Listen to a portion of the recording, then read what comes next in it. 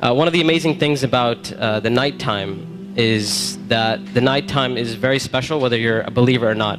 One of the things that psychologists often discuss is that nights are usually considered a spiritual time. So they talk about how usually people are more willing to share and they're usually more in touch with their feelings and their emotions at night.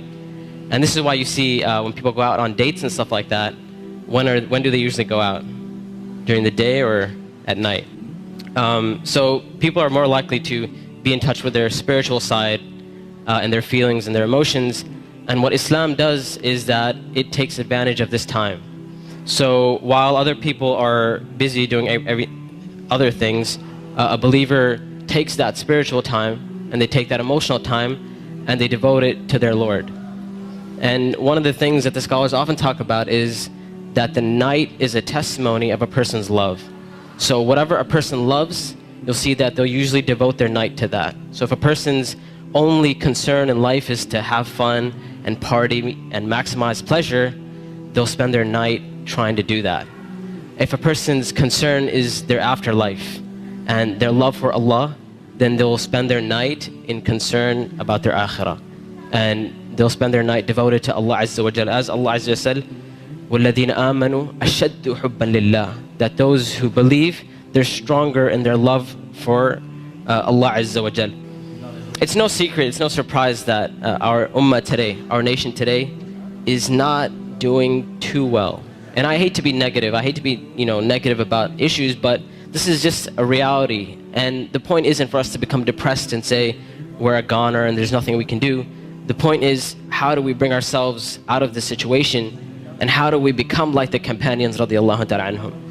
And this is why one of the things that is often said by the classical scholars and even scholars of our time is that if we want to rectify this ummah, if we really, really care about this ummah, we really want to change this ummah, then we will not be able to do it except that which changed the beginning of this ummah. Meaning, if we really care, we really want the ummah to progress. Now we're Muslims living in the West and we care about Muslims in America, and we really want Muslims to be in a better state, then we have to look at the sunnah of the Prophet ﷺ and how the companions did it. And it is in that we're going to find our ummah come to life. And the thing about the companions, like I mentioned, is that what they had and what is missing from our time is that attribute of going above and beyond the bare minimum. Ibn Abbas radiallahu ta'ala anhuma, he says about the companions, he said, I did not see a single companion. He said, I did not see a single companion except that they would take something from the night. Meaning they would pray some type of qiyam al-layl. And one of the most oft questions I get from young people is, you know what, my iman is just not doing too well.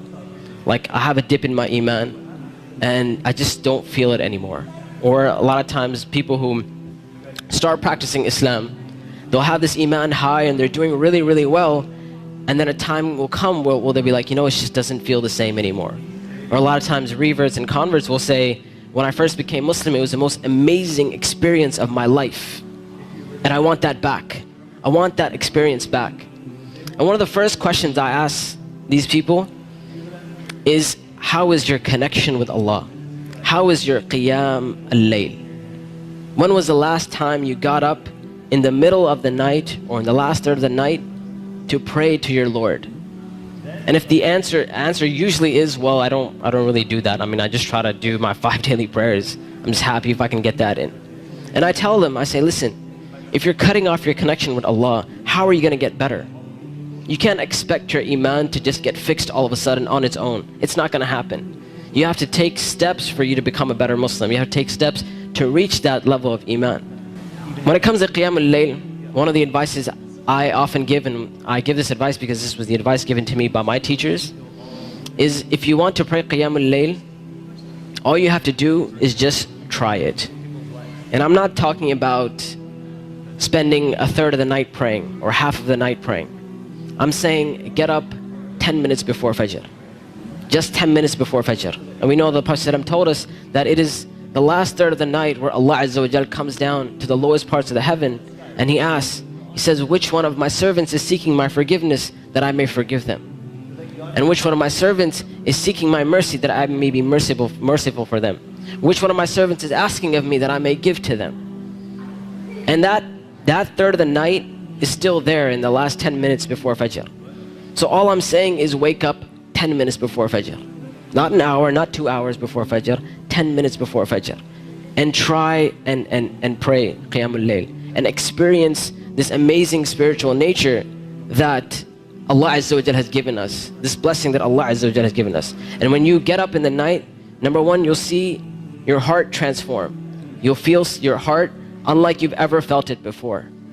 And I know a lot of us, and this is a problem which is very, very common, where we look at Islam and all we see is a bunch of things we have to do. And we're missing that spiritual side of Islam. We're missing that connection with Allah and our Creator. And I tell you that if you're seeking that connection, then get up and pray Qiyamul Layl. You will see your heart transform. You will see this tranquility and peace that Islam is supposed to be. You know, people talk about Islam. Islam means peace and all that kind of stuff. If you really want to experience that, get up in that last third of the night. Get up for 10 minutes and you will see that peace and tranquility descend upon you.